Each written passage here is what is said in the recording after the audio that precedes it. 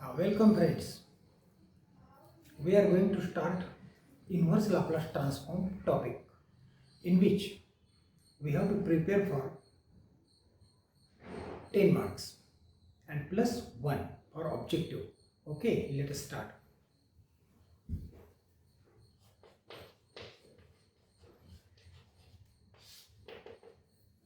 First of all, we see theorem for 5 marks. That theorem is known as linearity theorem. So what is theorem? If Laplace inverse of Fs is equal to f of t and an inverse of g of s is equal to g of t, then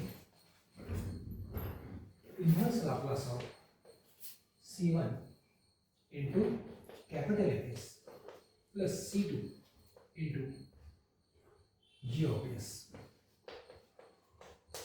is equal to c1 times an inverse into Fs plus c2 an inverse into g of s. This is theorem. That means if c1, c2 are constants, then we can take outside. Addition can be separated. This is what is called linearity theorem. What is proof? Proof is very simple. Ask for 5 marks. Okay. So we know that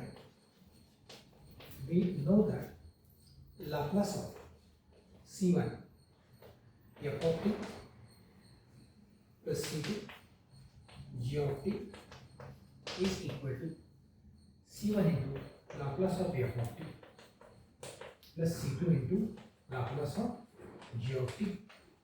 So this is what is called linearity theorem in Laplace transform. But now we have to prove this for inverse Laplace transform.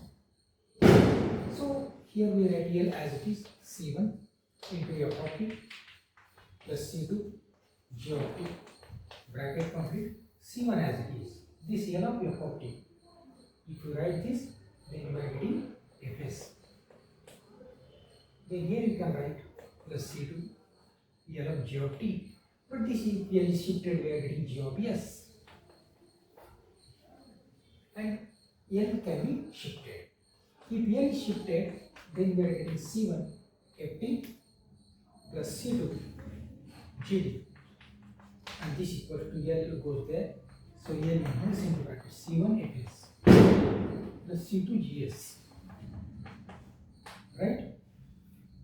And now last step, ft you can put an inverse. See the picture, you are getting final answer. An inverse gd is nothing but left hand side, and therefore we are g of s is equal to an inverse into bracket c1 fs plus c2 gs. See, what is left hand side? This one, which is nothing but right hand side, right? So this is RHS actually, and it comes LHS. So we don't start with LHS, RHS. At a time we are getting two sides, and hence the proof. Finish. Okay, thank you.